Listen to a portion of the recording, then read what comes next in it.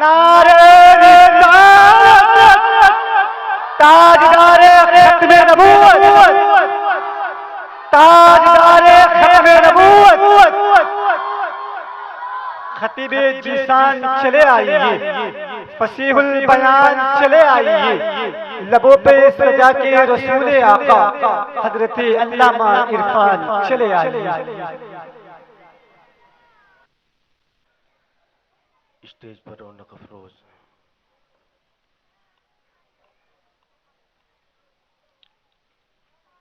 حضرت علامہ مولانا الحاج سید معاذ اشرف صاحب قبلہ، دیگر علماء ملت اسلامیہ،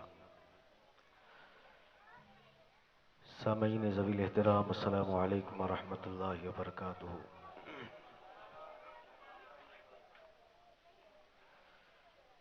الحمد للہ رب العالمین، والصلاة والسلام علی سید المرسلین وعلى آلہ واصحابہ اجمعین، اما بعد، فاعوذ باللہ من الشیطان الرجیم، بسم اللہ الرحمن الرحیم۔ فقد قال اللہ تبارک وتعالی فی القرآن المجید والفرقان الحمید، وَلِلَّهِ الْعِزَّةُ وَلِرَسُولِهِ وَلِلْمُؤْمِنِينَ، صدق اللہ مولانا العظیم وصدق رسولہ النبی الامین الکریم، ونحن علی ذلک لمن الشاہدین والشاکرین، والحمد للہ رب العالمین۔ آئیے سب سے پہلے اپنی اور ساری کائنات کے مرکز عقیدت حضور رحمت للعالمین مصطفیٰ جان رحمت شمع بزم ہدایت شب اسرا کے دولہ احمد مجتبیٰ محمد مصطفیٰ صلی اللہ تعالی علیہ وسلم کی بارگاہ بے کس پناہ میں غلامانہ انداز میں ہدیہ درود و سلام محبت کے ساتھ بلند آواز سے پیش کریں اور پڑھیں، اللہم صلی علی سیدنا مولانا محمد معدن الجود والکرم وآلہ وبارک وسلم، صلاۃ و سلام علیک یا رسول اللہ صلی اللہ تعالی علیہ وسلم۔ آج کی یہ مجلس اس مبارک رات میں مدرسہ فیضان مفتی اعظم ہند کے بینر تلے منعقد کی گئی ہے۔ یوں تو جلسے ہوتے رہتے ہیں اور آپ علماء کے بیانات سنتے ہی رہتے ہیں، مگر مدرسے کی جانب سے کسی کو دعوت دینا اور بلانا یہ بڑی عظمت اور سعادت کی بات ہے کہ ہم اس جلسے میں بیٹھے ہوئے ہیں جس کا داعی خود ایک مدرسہ ہے۔ پروگرام ہوتے ہیں، بلانے والے اور بھی لوگ ہوتے ہیں، کوئی اپنی طرف سے بلاتا ہے، کوئی خاندان والوں کی طرف سے بلاتا ہے، مگر آپ کو دعوت اس جگہ سے دی گئی ہے جس جگہ کو نسبت ہے رسول اللہ صلی اللہ علیہ وسلم سے، یعنی مدرسہ ہو یا دارالعلوم ہو، یہ سارے رسول اللہ صلی اللہ علیہ وسلم کے گھر ہیں۔ ایک گھر وہ ہے جسے ہم بیت اللہ کہتے ہیں، ایک گھر وہ ہے جسے ہم دارالعلوم یا مدرسہ کہتے ہیں۔ یہ دونوں کی حیثیت الگ الگ ہے۔ آپ مسجد جائیں مہمان اللہ کے بنتے ہیں، آپ اس مجلس میں آئے ہیں مہمان رسول اللہ کے ہیں۔ آج کی اس مجلس میں جس عظیم الشان ذات کی جلوہ گری ہے، جو تعلق رکھتے ہیں رسول اللہ صلی اللہ علیہ وسلم کے خاندان سے، حضور علیہ الصلوۃ والسلام نے صحابہ کی مجلس میں فرمایا، اے میرے صحابہ طوبی لمن رآنی، اے میرے صحابہ خوش نصیب ہے وہ شخص جس نے مجھے دیکھا ہے، خوش نصیب ہے وہ شخص جس نے مجھے دیکھا ہے۔ اور ہم قربان جائیں ان صحابہ کی عظمت پر کہ ہم نے تو کسی نہ کسی ذریعے سے کلمہ پڑھا ہے رسول اللہ کا، مگر ان صحابہ کی عظمت پر قربان جائیں جنہوں نے دست نبوت پر ہاتھوں میں ہاتھ رکھ کر کے کلمہ پڑھا ہے۔ ان صحابہ سے حضور فرما رہے ہیں طوبیٰ لمن رآنی، فرماتے ہیں کہ خوش نصیب ہے وہ شخص جس نے مجھے دیکھا، اس کو ایک بشارت ہے جس نے مجھے دیکھا، اور فرمایا جس نے مجھے بغیر دیکھے میرا کلمہ پڑھا اسے 7 بشارتیں ہیں۔ جس نے مجھے دیکھا ڈائریکٹ اس کے لیے ایک بشارت ہے، اور جس نے مجھے بغیر دیکھے میرا کلمہ پڑھا اسے 7 بشارتیں ہیں۔ لیکن میں کہتا ہوں اے صحابہ، تم عظیم الشان ہو، تم خوش نصیب ہو کہ جن کی عظمتوں کے کوئی بڑے سے بڑا علامہ فہامہ، کوئی بڑے سے بڑا وقت کا ولی کامل بھی جن کی قدموں کی خاک کو نہیں پہنچ سکتا، وہ صحابہ ہے جنہوں نے اپنے ماتھے کی آنکھوں سے صحابہ کو دیکھا، رسول اللہ کو دیکھا۔ وہ آنکھیں بڑی خوش نصیب ہیں کہ ساری زندگی کی عبادتیں ایک طرف رہ جاتی ہیں، مگر صرف ایک نسبت اور ایک نظر رسول اللہ کو دیکھ لینا ایمان کی حالت میں وہ اس مقام کو پہنچا دیتا ہے جہاں ساری زندگی سجدے میں سر رکھ کر کے بندہ پہنچ نہیں سکتا ہے۔ لیکن چلے وہ میدان محشر جہاں ہماری اور آپ کی ان صحابہ سے ملاقاتیں ہوں گی، موجود ہم بھی ہوں گے، وہ صحابہ بھی ہوں گے، وہ آنکھیں بھی ہوں گی جنہوں نے رسول اللہ کا جلوہ دیکھا ہے، ہم بھی ہوں گے جنہوں نے وایا وائے رسول اللہ صلی اللہ علیہ وسلم کا کلمہ پڑھا ہے، مگر ان صحابہ سے خوش نصیبی کے طور پر ہم یہ کہیں گے اے میرے صحابہ تم خوش نصیب ہو جنہوں نے اپنے ماتھے کی آنکھوں سے رسول اللہ کو دیکھا ہے، مگر ظاہری طور پر تم نے رسول اللہ کو اپنے ماتھے کی آنکھوں سے دیکھا ہے۔ ہم بھی خوش نصیب ہیں کہ ہم نے ظاہری طور پر رسول اللہ کو تو دیکھا نہیں، مگر ہاں اتنا ضرور ہے کہ اپنے ماتھے کی آنکھوں سے ہم نے رسول اللہ کی آل کو دیکھا ہے۔ وہ صحابہ بھی خوش نصیب ہیں، ہم بھی خوش نصیب ہیں، بس فرق یہ ہے کہ ہمیں احساس ہو کہ ہم کہاں بیٹھے ہوئے ہیں، کس کا دیدار کر رہے ہیں۔ مجلس رسول اللہ کی ہے، رات اللہ نے مبارک بنائی ہے، دیدار رسول اللہ کی اولاد کا کر رہے ہیں اور باتیں رسول اللہ کی ہو رہی ہیں۔ تو آج چونکہ مجھے عنوان بڑا لمبا چوڑا دیا گیا تھا اور میں چاہتا ہوں کہ موجودہ حالات کے حوالے سے کچھ باتیں آپ کے گوش گزار کروں کہ حالات ایسے ہیں، اس زمانے میں جس دور میں ہم جی رہے ہیں، اس دور میں ہمارے لیے 2 چیزیں بڑی اہمیت رکھتی ہیں اور ہماری کامیابی کی ضمانت ہے، اور وہ 2 چیزیں ہیں کیا؟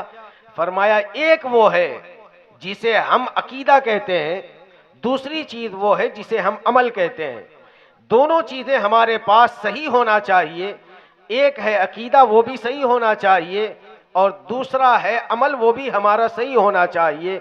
اگر کہیں عقیدے میں خرابی ہو گئی تو بھی بیڑا پار نہیں ہو سکتا، اور اگر کہیں عمل میں خرابی ہو گئی تو بھی ہمارے لیے مشکلیں بڑی بڑھ جاتی ہیں۔ تو اس لیے ہمارے پاس دونوں چیزیں ہونا چاہیے۔ اب وہ چیز ہم اس زمانے میں تلاش کریں، ہمارے پاس عقیدہ کیسا ہونا چاہیے۔ اللہ رب العزت نے جو قرآن عظیم میں ارشاد فرمایا وَلِلَّهِ الْعِزَّةُ وَلِرَسُولِهِ وَلِلْمُؤْمِنِينَ، فرمایا عزت اللہ کے لیے ہے۔ کیسی عزت؟ ہم سارے زمانے میں روز آنا مسجدوں میں آ کر کے کہتے ہیں اللہ اکبر، اللہ سب سے بڑا ہے، اللہ سب سے بڑا ہے، مگر آپ جانتے ہیں کہ ہم اس زمانے میں بھی اللہ اکبر کا نعرہ لگا کر کے اس کے باوجود بھی ہم اللہ کی تکبیر اور بڑائی بیان کر کے ہمارا ایمان عقیدہ اللہ کی ذات پہ اتنا کمزور ہو گیا ہے کہ ہمیں دوسروں سے ڈر لگتا ہے، اللہ سے ڈر نہیں لگتا. ہمیں آج کیڑے مکوڑوں سے ڈر لگتا ہے، اللہ سے ڈر نہیں لگتا. ہم کہتے ہیں اللہ بہت بڑا ہے، مگر اللہ کی ذات پر یقین اتنا کمزور ہو گیا ہے کہ آج ہمیں دوسروں کے نام پر اگر ہمیں کسی مجلس میں بلایا جائے تو ہم وہاں شوق سے حاضر ہوتے ہیں، مگر آپ خوش نصیب ہیں جو اللہ کے نام پہ آئے ہیں، رسول اللہ کے نام پہ آئے ہوئے ہیں. اللہ بہت بڑا ہے، اللہ بہت بڑا ہے. ہم نماز پڑھتے ہیں، نماز میں ہم کہتے ہیں سبحان ربی العالی، سبحان ربی العظیم، یہ کلمات ہم کہتے ہیں. مگر صاحبو کبھی ہم نے اس بات پر غور کیا کہ اللہ ہمارا رب ہے، اور اس رب کے رب ہونے کا وعدہ ہم نے عالم ارواح میں کیا تھا جب اللہ تبارک و تعالی نے فرمایا تھا الست بربکم، کیا میں تمہارا رب نہیں ہوں. دیکھیے ایک صفت ہے، اللہ کی ہزاروں صفتیں ہیں، مگر اس کے باوجود اللہ نے نماز میں اپنے رب ہونے کا جو ہے بار بار ہم سے اقرار کروایا. اور وہ اقرار اس لیے تھا کہ عالم ارواح میں رب نے ہم سے جب کہا تھا الست بربکم، کیا میں تمہارا رب نہیں ہوں، تو ہمیں یہ سوچنا ہے کہ رحمان بھی ہمارا رب ہے، پالنہار بھی ہمارا رب ہے، وہ رب ہمارا مالک بھی ہے، وہ رب ہمارا خالق بھی ہے. مگر اللہ نے کسی صفت کو اپنے اس انداز میں نماز کے اندر بار بار اقرار نہیں کروایا جس صفت کا اقرار نماز کے اندر کروایا. وجہ کیا ہے؟ ہمیں سمجھنا ہے اس بات کا کہ آج ہم جو معیشت کی ڈوبتی نیا کو کنارے لگانے کی کوشش کر رہے ہیں، یہ معیشت ہماری ابھرے گی، ہمارا گھر سنورے گا، گھروں میں برکتیں آئیں گی. جانتے ہو کب آئیں گی؟ جب ہمارا عقیدہ توحید اللہ کی ذات پہ مضبوط ہوگا اور ہم یہ مانیں گے کہ ہمارا مالک بھی اللہ ہے، ہمارا خالق بھی اللہ ہے. جب یہ عقیدہ کامل ہوگا. ہم کہتے ہیں الست بربکم، رب نے سوال کیا تھا تو ہم نے کہا تھا قالوا بلا، کیوں نہیں، تو ہی ہمارا رب ہے. اس عقیدے کے تحت آج اگر ہم نے زندگی گزاری ہے، اور وہ عقیدہ کیا ہے کہ تو ہمارا رب ہے، ظاہر سی بات ہے اگر رب پر اتنا عقیدہ ہے. رب کا معنی کیا ہے؟ رب کا معنی ہوتا ہے پالنے والا، کھلانے والا، روزی دینے والا، پالنے والا، پوسنے والا. تو جب یہ عقیدہ کامل ہے تو پھر ہم زمانے کی چوکھٹوں پہ جو دن رات سر اور ناک رگڑ رگڑ کر کے زمانے والوں سے امید رگڑ رہے ہیں اور کہہ رہے ہیں کہ یہ ہماری معیشت چلا رہے ہیں، یہ ہمارا ورلڈ بینک چلا رہے ہیں، یہ ہمیں پیسہ دے سکتے ہیں، یہ ہمیں قرض دے سکتے ہیں، اور ہمارے گھر، ہماری معیشت ہماری اچھی ہو سکتی ہے. لیکن صاحبوں ہمیں یہ کہنا پڑے گا اور سمجھنا پڑے گا کہ ہمارا عقیدہ توحید اور رب سے جو رشتہ تھا وہ ہم نے شاید کہیں فراموش کر دیا ہے. اگر ہم نے اس رشتے توحید کو ازبر کر لیا تو پھر یقین جانے کہ معیشت بھی ہماری ہے، زمانہ بھی ہمارا ہے. ہم جہاں گزریں گے وہاں سے لوگ کہیں گے کہ یہ اللہ کا ماننے والا ہے، اس کی معیشت بھی مضبوط ہے، اس کا عقیدہ بھی مضبوط ہے. عقیدہ کیسا ہونا چاہیے؟ رب کی ذات پہ عقیدہ کیسا ہونا چاہیے؟ آئے چلے ابراہیم خلیل اللہ سے پوچھیں کہ اے ابراہیم بتائیے عقیدہ کیسا ہونا چاہیے.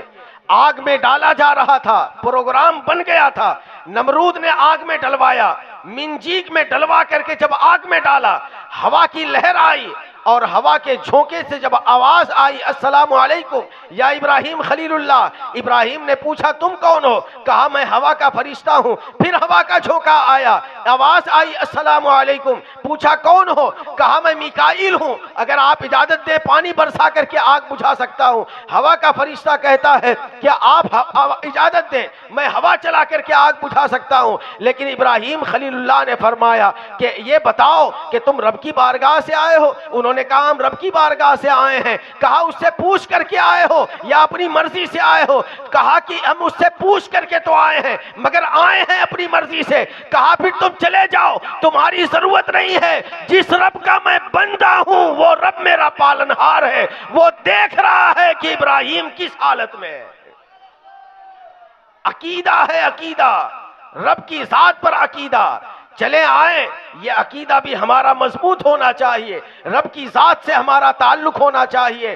اور جب یہ عقیدے کمزور ہوتے ہیں، رب جانتا تھا، حضور بھی جانتے تھے، اور اللہ کی دی ہوئی عطا سے اس کے محبوب بندے بھی جانتے ہیں۔ اسی بنیاد پر رسول پاک نے صحابہ کو وہ تعلیم عطا فرمائی عقیدہ توحید کی کہ کمزور ہو جائے تو رشتہ اور نسبت ایک دوسرے سے رکھتے رہنا۔ اس کے بعد ائمہ مجتہدین کی جماعت آئی، اولیاء کرام بزرگان دین، یہ ہمارے اس لیے آئے ہیں تاکہ ہمارا تعلق رب سے جوڑا جائے۔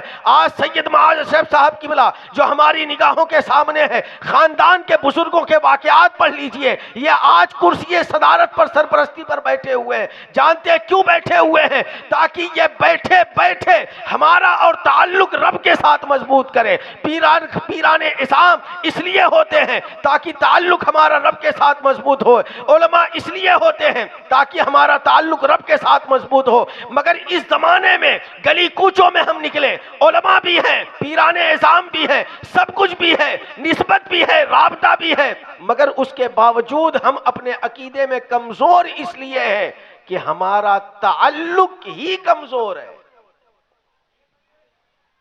جو تعلق ہمارا اولیاء اللہ سے ہونا چاہیے، جو تعلق ہمارا صحابہ سے ہونا چاہیے، جو تعلق اور جو عقیدہ ہمارا رب کی ذات سے ہونا چاہیے، شاید وہ کہیں بہت کمزور ہو گیا ہے۔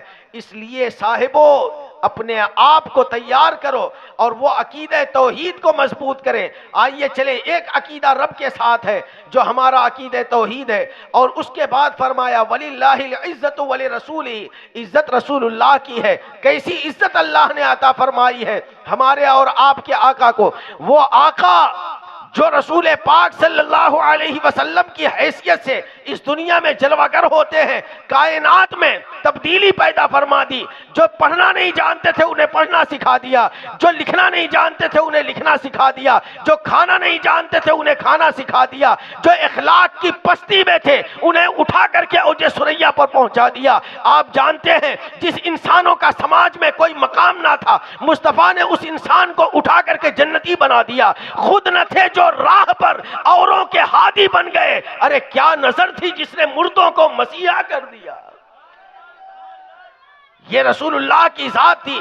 ارے وہی پتھریلی سرزمین ہے جہاں وہ لوگ جب تک ایمان نہیں لائے تھے پتھر دل تھے، مگر اسی دل میں جب رسول اللہ نے ایمان کی روشنی ڈالی تو وہ اس ایمان کی روشنی نے ان کے آپس کے دل اتنے مضبوط کر دیے۔ وہ دشمن کے لیے تو سخت تھے مگر اپنوں کے لیے ایسے محبت بھرے ماحول میں رہتے تھے کہ آپ اندازہ نہیں کر سکتے۔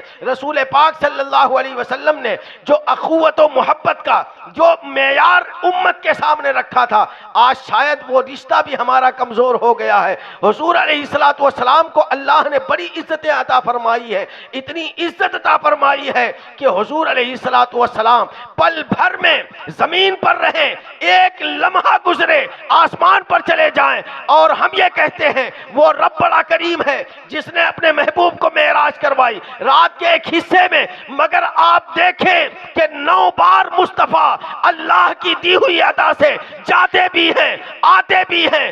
ایک بار رب خود لے گیا تھا، 9 بار مصطفیٰ خود تشریف لے کے جا رہے ہیں۔ یہ ہمارے آقا کا اختیار ہے، اللہ نے اتنی عزتیں عطا فرمائی ہیں۔ ارے صاحبو ہمیں یہ سمجھنا ہے کہ حضور کی عزت، عظمت، ناموس اور ان کی عزت کی حفاظت کرنا ہم سب امتیوں کی ذمہ داری ہے۔ بحیثیت امتی اگر میں آپ سے پوچھوں آپ قبر میں جائیں گے دادا بچانے آئیں گے؟ نہیں صاحبو، دادا نہیں بچانے آئیں گے۔ بھائی آئے گا؟ نہیں، وہ بھی نہیں آئے گا۔ خاندان کا کوئی فرد آئے گا؟ نہیں کوئی نہیں آئے گا۔ اس قبر میں بھی جس کے نور سے قبر منور ہوگی اسی کا نام رسول پاک صلی اللہ علیہ وسلم ہے۔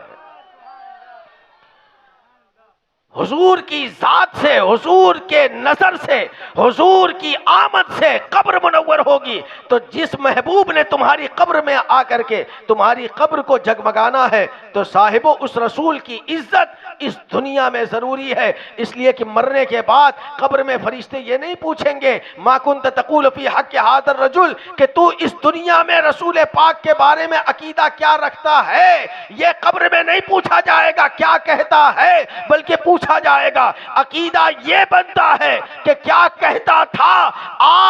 آج اس زمانے میں ہمیں جو بھی عقیدہ بنانا ہے ہمیں یہ سوچنا ہے کہ ہم رسول اللہ کے بارے میں کیا کہتے ہیں۔ آج ہم نے اگر صحیح کہا اور بولی وہ بولی جو میرے امام نے کہا تھا تو پھر امام کہتے ہیں آج لے ان کی پناہ، آج مدد مانگ ان سے، پھر نہ مانیں گے قیامت میں اگر مان گیا۔ آج عقیدہ بنانا ہے رسول اللہ صلی اللہ علیہ وسلم کی ذات سے اور ان کی ناموس پر، ان کی عزت پر وہ پہرا دینا ہے۔ یاد رکھیں جو زمانے میں رسول اللہ کا پہرا دیتا ہے وہ زمانے میں عزت والا بن جاتا ہے۔ پہرا دیتا ہے رسول اللہ کا، عزت اسے رسول اللہ عطا فرما دیتے ہیں۔ کیا آپ نے دیکھا نہیں وہ عامر چیمہ، وہ عامر شہید اور بڑے بڑے وہ نامور لوگ جنہوں نے عظمت رسول پاک صلی اللہ علیہ وسلم کا پہرا دیا تھا، آج زمانے گزرے، صدیاں گزر رہی ہیں، لیکن آج بھی ان کا نام اس لیے زندہ ہے کہ انہوں نے عزت ناموس رسالت پر پہرا دیا تھا۔ ہمارے لیے بھی یہ ضروری ہے کہ ہم اس عزت کی تکریم کریں اور جگہ جگہ پرچار کریں، اس لیے کہ زمانے میں عزت کروڑ پتی ہونے سے نہیں ہے، زمانے میں عزت بنگلہ ہونے پر نہیں ہے، زمانے میں عزت بینک بیلنس ہونے پر نہیں ہے، زمانے میں عزت ہمیں صرف اس لیے مل سکتی ہے کہ ہم رسول اللہ کے چاہنے والے ہیں اور ہم رسول اللہ کی عزت و ناموس پر پہلا دینے والے ہیں۔ ہماری صرف یہی عزت ہے، اس کے علاوہ ہمیں اور کون پہچانتا ہے؟ ہماری زمانے میں پہچان یہی ہے کہ ہم رسول اللہ کے چاہنے والے لوگ ہیں۔ آئیے چلیں، وَلِلَّهِ الْعِزَّةُ وَلِرَسُولِهِ وَلِلْمُؤْمِنِينَ، عزت مومنوں کے لیے۔ ہم شاید زمانے میں، جس زمانے میں ہم جی رہے ہیں، ہم نے اپنے آپ کو بہت کم تر سمجھا ہوا ہے، اور وہ کمتری کا احساس شاید ہمارے ایمان کی کمزوری ہے جس نے ہمیں اس نہج پر لا کر کے کھڑا کر دیا ہے کہ ہم یہ سوچنے پر مجبور ہو گئے ہیں کہ شاید پیسے میں بڑی عزت ہے اور بحیثیت مسلمان ہم کمتر لوگ ہیں۔ نہیں، اپنے آپ کو تازہ کریں اور اس نسبت کو مضبوط کریں جو رسول اللہ صلی اللہ علیہ وسلم کے ساتھ ہماری ہے، اور یہ نسبت اور رابطہ اگر ہمارے پاس میسر ہو گیا تو ہم زمانے میں عزت دار بنیں گے، زمانہ ہمارے قدموں میں آئے گا۔ لیکن کب؟ جب ہم رسول اللہ صلی اللہ علیہ وسلم کے لیے اپنے جان کو، اپنی مال کو قربان کرنے کے لیے ہم تیار رہیں گے۔ کیا آپ نے دیکھا نہیں وہ صدیق اکبر جو رسول اللہ کے ایک کہنے پر اپنے تن من کو نچھاور کرنے کے لیے تیار رہا کرتے تھے؟ اللہ نے وہ عزتیں عطا فرمائی تھی، وہ عزتیں عطا فرمائی تھی کہ یاد رکھیں کہ زمانے میں بڑے سے بڑا انسان بھی ان کے سامنے جاتے ہوئے دھک دھک اس کا دل کرتا تھا اور وہ شرماتا تھا، لجاتا تھا اور ان کے سامنے سرنگو ہو کر کے بیٹھتا تھا۔ وجہ صرف اتنی تھی کہ اللہ نے حضور کی وجہ سے ابو بکر صدیق کو اتنا مقام عطا فرمایا تھا کہ زمانے میں کوئی بھی صحابی بھی اس مقام کو نہیں پہنچ سکتا۔ ایک موضوع مجھے دیا گیا تھا، اس موضوع پر میں چند لمحے آپ سے بات کرنا چاہتا ہوں۔ حالات جس دور میں ہم جی رہے ہیں، میں نے کہا عقیدہ بہتر ہونا چاہیے۔ عقیدہ آج جس زمانے میں ہم جی رہے ہیں، اس زمانے میں کچھ لوگ ہمارے عقیدے کبھی صحابہ کے نام پر خراب کرنے کی کوشش کرتے ہیں اور کبھی اہل بیت نبوت کے نام پر خراب کرنے کی کوشش کرتے ہیں۔ لیکن میں آپ کو ایک بات بتانا چاہتا ہوں کہ ہمارا تعلق اور ہماری نسبت ایسے لوگوں سے ہے کہ رسول پاک نے ہمیں اعتدال والا مذہب عطا فرمایا ہے اور وہ اعتدال کا راستہ عطا فرمایا ہے، اور ہمیں دونوں جماعتیں عطا فرمائی ہیں، ایک ہے صحابہ کی جماعت، ایک ہے اہل بیت کی جماعت۔ اللہ کے رسول نے دونوں جماعتیں ہمیں عطا فرما کر کے یہ بتا دیا تھا کہ تمہارا تعلق دونوں سے مضبوط ہونا چاہیے، اس لیے کہ ایک کا تعلق گھر سے ہے اور ایک کا تعلق در سے ہے، ایک کا تعلق در سے ہے اور ایک کا تعلق گھر سے ہے۔ میرے امام نے عقیدہ عطا فرمایا، اہل سنت کا ہے بیڑا پار، اصحاب حضور نجم ہے اور ناؤ ہے عطرت رسول اللہ کی۔ ہمارے پاس دونوں ہونا چاہیے، صحابہ کی جماعت سے ہمارا تعلق ہونا چاہیے۔ آج زمانے میں موجودہ نظریات کے حامل ہمیں یہ بتاتے ہوئے کہتے ہیں، اہل بیت کا نام لیتے ہیں اور معاذ اللہ صحابہ کرام میں سے کسی کو ایک دم کمتر حقیر بتا کر کے اور اس کی عزت گھٹانے کی کوشش کرتے ہیں۔ مثال کے طور پر اگر میں آپ کو بتاؤں، میرے تھانہ کی سرزمین میں، میں تھانے رابوڑی میں رہتا ہوں، وہاں تھانے کی سرزمین پر ہمارے اپنے اہل سنت والجماعت کے بچے آج وہ کام کر رہے ہیں جو کبھی اہل تشیع کیا کرتے تھے۔ یہ حالت ہو گئی ہے ہماری قوم کے بچوں کو، اور سمجھانے پر کہتے ہیں مولانا نئی کتابیں نئے زمانے میں پڑھ کر کے ہمیں مت بتاؤ کہ عقیدہ کیا ہے، کرنا کیا چاہیے۔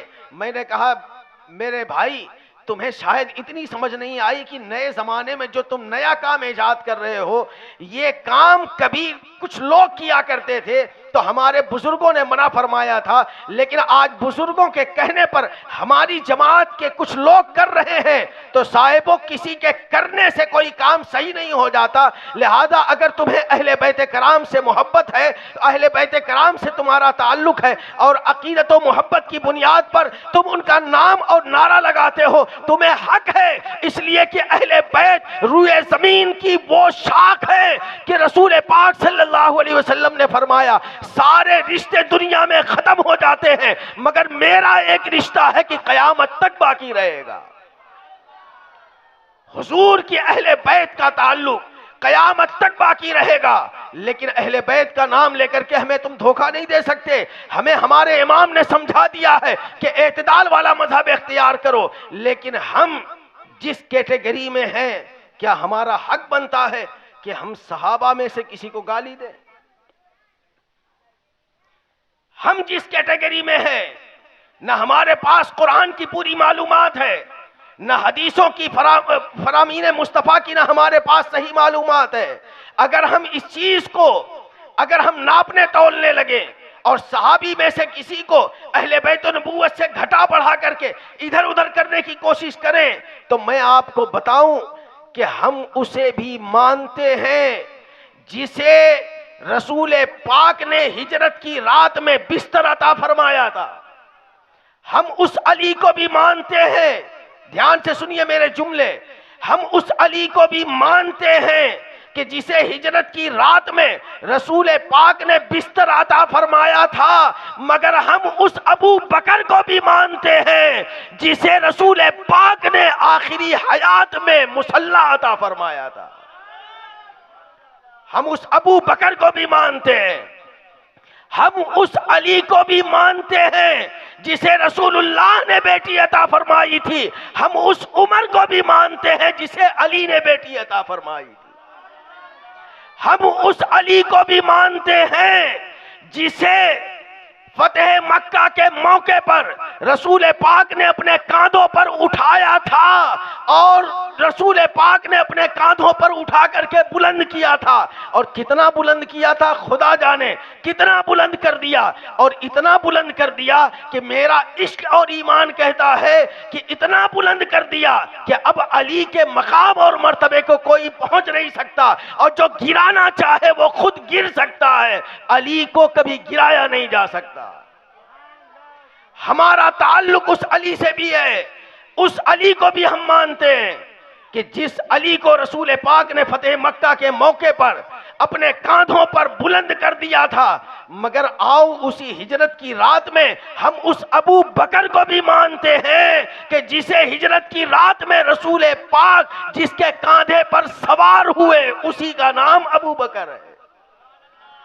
آپ دیکھیں تو صحیح کیسے کیسے لوگ ہمارے سامنے لا کر کے الجھا کر کے مسائل پیش کرتے ہیں۔ آپ قرآن پر ایمان رکھتے ہیں یا نہیں رکھتے؟ کس مسلمان کا ایسا عقیدہ ہے کہ جو کہے کہ میں قرآن نہیں مانتا؟ مگر آپ کس قرآن کو مانتے؟ اب میں کہوں قرآن کی آیت کریمہ ہے، علماء بیٹھے ہوئے ہیں، ذالک الکتاب لا ریب فیہ، سورہ بقرہ کی شروع آیت کریمہ ہے، الف لام میم ذالک الکتاب لا ریب فیہ۔ اب قرآن کی آیت کریمہ کہہ رہی ہے کہ اس قرآن میں کوئی شک نہیں ہے، اس قرآن میں کوئی شک نہیں ہے، لیکن میں آپ کو ایک جملہ دینا چاہتا ہوں، ایک کڑی سے کڑی ملا کر کے آپ کے ذہنوں میں ایک بات اتارنا چاہتا ہوں، اور وہ یہ ہے کہ قرآن جب لوح محفوظ پر تھا تب بھی قرآن لاریب تھا، وہی قرآن جب رسول اللہ کے سینے پر آیا تب بھی وہ قرآن لاریب تھا، وہی قرآن جب جبریل پڑھ کر کے سنا رہے تھے تب بھی قرآن لاریب تھا، لیکن وہی قرآن جب صحابہ کے انجمن میں آیا تو بھی قرآن لاریب تھا، مگر مصطفیٰ کی مجلس میں جب امیر معاویہ کے قلم سے قرآن لکھا جا رہا تھا تب بھی قرآن لاریب تھا۔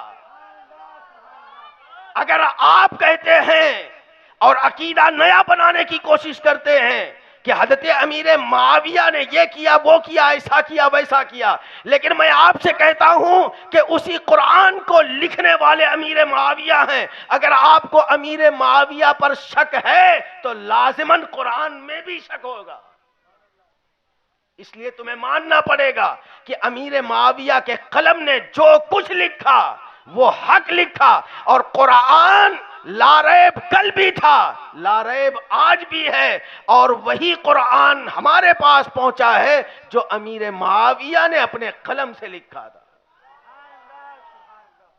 اس لیے صاحبو ہمارا حق نہیں بنتا ہے کہ ہم کسی پر طنز کریں یا انگلی اٹھائیں۔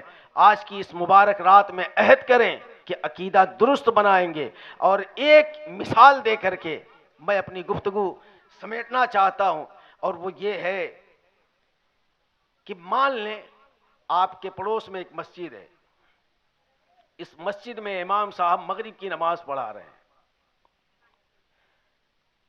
بڑے سے بڑا علامہ وضو خانے میں بیٹھ کر کے وضو بنا رہے ہیں، نماز ہو رہی ہے، امام صاحب قرات کر رہے ہیں، اور ایک بڑے علامہ صاحب، بہت بڑے حافظ صاحب ہیں، بہت بڑے قاری صاحب ہیں، بہت بڑے نماز کے مسائل کے جاننے والے ہیں، وہ وضو خانے میں بیٹھ کر کے وضو بنا رہے ہیں۔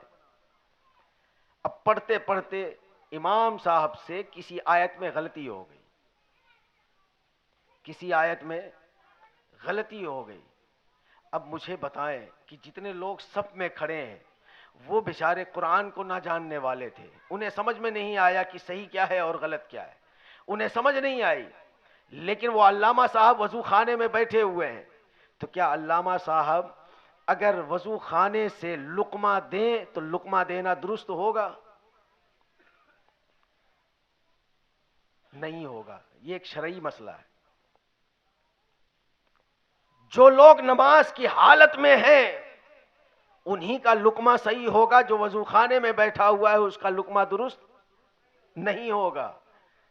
اب جب یہ مسئلہ آپ نے جان لیا تو آپ یہاں سے سمجھیں کہ وہ لوگ جو اہل بیت کرام سے تعلق رکھتے ہیں وہ بھی نبی کے گھر والے ہیں، اور وہ لوگ جو حضور سے تعلق رکھتے ہیں، جو در والے ہیں، جو صحابہ کرام کی جماعت ہے، ان کے آپس کے مسائل جانے وہ جانے، اور اس زمانے میں جو ہوا مشاجرات صحابہ، وہ آپس کی جنگیں، وہ سارے ان کے آپس کے مسئلے تھے، مگر اس مسئلے میں ہم جیسے ناپاکوں کو بولنے کا کوئی حق نہیں ہے، اس لیے کہ نہ ہم گھر میں داخل ہیں نہ در میں داخل ہیں، نہ ہم گھر میں داخل ہیں نہ در میں داخل ہیں، اس لیے ہمیں اپنی زبانیں سوچ سمجھ کر کے استعمال کرنا چاہیے، اور اگر ہم نے یہ زبانیں اپنی سوچ سمجھ کر کے استعمال نہ کیا تو پھر ظاہر سی بات ہے گمراہی ہمارا مقدر بنے گی، اور ہمیں احساس بھی نہیں ہوگا کہ ہم گمراہ ہو چکے ہیں۔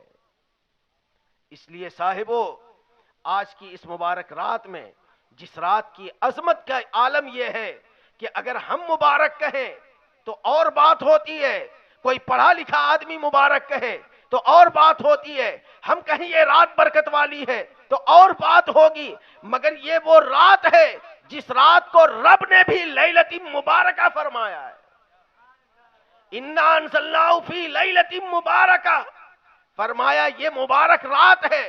تو آج کی اس مبارک رات میں فیضان مفتی اعظم ہند مدرسے کے جلسے میں بیٹھ کر کے آپ اپنا عقیدہ بھی درست کریں، اور کوشش کریں کہ عہد کریں کہ آپ اپنے بچوں کو مدرسوں کا پابند بنائیں، اس لیے کہ حالات یہ کہہ رہے ہیں کہ آنے والا دور اس سے بھی خطرناک ہو سکتا ہے. کوئی کہہ نہیں سکتا کہ کیا ہونے والا ہے، مگر اس سے پہلے کہ حالات اور بگڑ جائیں اپنے بچوں کو دیندار ضرور بنائیں، یہ کوشش کریں.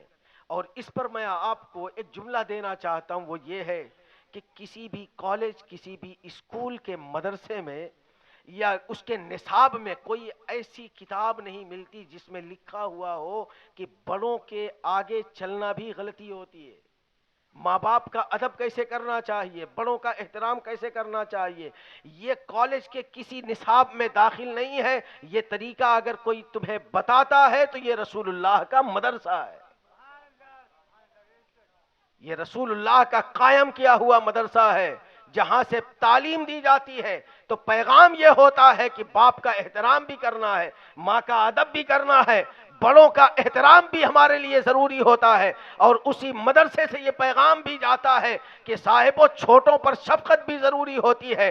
تو یہ مدرسہ ہے جہاں سے صرف اور صرف پڑھ کر کے ہمارا بچہ نکل کر کے پڑھتا نہیں ہے، بلکہ اس کے اندر انسانیت بھی پلائی جاتی ہے اور رسول اللہ کی شریعت بھی پلائی جاتی ہے. جب یہ دونوں چیزیں وہ لے کر کے نکلتا ہے تو پھر باہر نکل کر کے کسی بھی کالج میں جائے، بڑی سے بڑی ڈگریاں حاصل کرے، اعلیٰ عہدوں پر فائز ہو جائے، وہ ڈاکٹر بن جائے، انجینئر بن جائے، فلسفی بن جائے، جج بن جائے، وکیل بن جائے، جتنا پڑھنا ہو اعلیٰ تعلیم پڑھ لے اور ڈگری لے کر کے آئے تو بنیادی طور پر جب مدرسہ فیضان مفتی اعظم ہند کی بنیادی ضرورتیں اس کے سامنے ہوں گی تو وہ بعد میں ڈاکٹر ہوگا، پہلے ایک سچا مسلمان بنتا ہوا نظر آئے گا. اور وقت اور حالات ہمیں کہہ رہے ہیں کہ پہلے ہمیں ایک سچا مسلمان بننا ہے، ورنہ اگر ہم نے صرف اور صرف ڈگریوں کی طرف توجہ دلائی تو میں آپ سے پوچھوں کہ تسلیمہ نسرین گمراہ کیوں ہو گئی؟ باپ عالم دین تھا مگر گمراہ اس لیے ہو گئی اس نے رسول اللہ کی شان میں ایسی کتاب لکھی جس میں معاذ اللہ اس نے نازیبہ کلمات حضور کے لیے استعمال کیے، لیکن اس کا ذہن اس طرف گیا کیوں؟ اس نے لکھا کیوں؟ لکھا صرف اس لیے کہ اس کے پاس مذہبی تعلیم نہیں تھی. ڈگری تو تھی مگر مذہبی تعلیم نہیں تھی. اس لیے یہ مدرسہ گلی کوچوں میں ان مکتبوں کی جو حیثیت ہے اسے آپ پہچانیں کہ اپنے بچوں کو مکتب میں ڈال کر کے کم سے کم اللہ و رسول کی شریعت کا پابند بنائیں. اور ان بچوں کو اگر آپ نے آج جو چاہا پلا دیا اور یہاں کے مدرسین جو چاہے اسے شریعت کا جام پلا دیں تو بچپن میں گھٹی کے طور پر جب اس بچے کو شریعت کا جام پلایا جائے گا تو وہ بھلے سے دنیا دار ہوگا مگر ماں باپ کا وفادار ہوگا. دنیا دار تو ہوگا مگر ماں باپ کا وفادار ہوگا. ہم نے ایسی بھی اولادیں دیکھی ہیں کہ باپ نے کمر پر بوریاں لاد لاد کر کے بڑی محنتیں کر کے رکشہ کھینچ کھینچ کر کے محنت و مزدوری کر کے اپنی اولادوں کو پڑھایا ضرور ہے، مگر وہی اولادیں جب بڑی ڈگریاں لے کر کے آتی ہیں باپ کے جنازہ اس لیے نہیں پڑھتی کہ انہیں نماز جنازہ کی دعا یاد نہیں. یہ افسوس ہے. اس لیے صاحبوں ان مدرسوں کو مکتبوں کو غنیمت سمجھیں اور اپنے آپ کو پابند بنائیں کہ خود بھی دین سیکھیں گے اور مصطفیٰ کی شریعت سیکھیں گے. اور اگر ہم نے یہ کام کر لیا تو یہ سمجھیں کہ آج کی اس مبارک رات کی برکتیں ہمیں نصیب ہو گئی. اور اگر ہم نے عہد نہیں کیا تو پھر ایسے جلسے روز ہوتے رہیں، کیا فرق پڑتا ہے؟ کسی نے کہا تھا کہ ہر شب شب قدر ہے اگر ہم قدر کریں، ہر شب شب قدر ہے اگر ہم قدر کریں. ہمیں آج کی اس رات کی اہمیت اگر معلوم پڑ جائے اور آج کے پیغامات کو اور اپنے احساس کو جگائیں، دینی بیداری پیدا کریں، مذہبی احساس پیدا کریں، اور اگر یہ احساس ہمارے اندر پیدا ہو گیا تو سمجھ لیں کہ یہی رات ہمارے لیے، یہ ایک رات ہماری کامیابی کی ضمانت بن جائے گی. لیکن شرط یہ ہے کہ پہلے ہم سمجھیں، احساس پیدا کریں، مذہبی اعتبار سے بیدار ہو جائیں. اور آنے والا وقت ہمارے لیے بہتر نہیں ہے لیکن ہم اس کو بہتر بنائیں گے انشاءاللہ.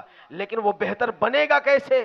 وہ بہتر بنے گا جب ہمارے بچے دیندار ہوں گے، جب ہمارے بچوں کا تعلق رسول اللہ صلی اللہ علیہ وسلم کی شریعت سے ہوگا، اور وہ بچوں کو ہم بتائیں گے کہ رسول پاک صلی اللہ علیہ وسلم کا اخلاق کیا ہے، رسول اللہ کی سیرت یہ ہے، رسول اللہ کی صورت یہ ہے، جب یہ بچوں کے اندر یہ اساتذہ بھر کر کے پلائیں گے تو ظاہر سی بات ہے وہ دنیا کی مستیوں میں مگن ہونے والا بچہ نہیں ہوگا، بلکہ ان کے آنکھوں میں رسول اللہ صلی اللہ علیہ وسلم کے حسن و جمال کی چمک ہوتی نظر آئے گی، تو وہ کسی جگہ بہکتا ہوا نظر نہیں آئے گا، بلکہ جب بھی وہ بولی بولے گا تو رسول اللہ کی وفاداری کی بولی بولے گا، جب وہ بات کرے گا تو ادب و احترام والا لہجہ ہوگا۔ لیکن یہ ادب و احترام والا لہجہ اختیار کرنے کے لیے یہ بات ضروری ہے کہ ہم بحیثیت والدین بھی اپنے آپ کو بیدار کریں، اور بحیثیت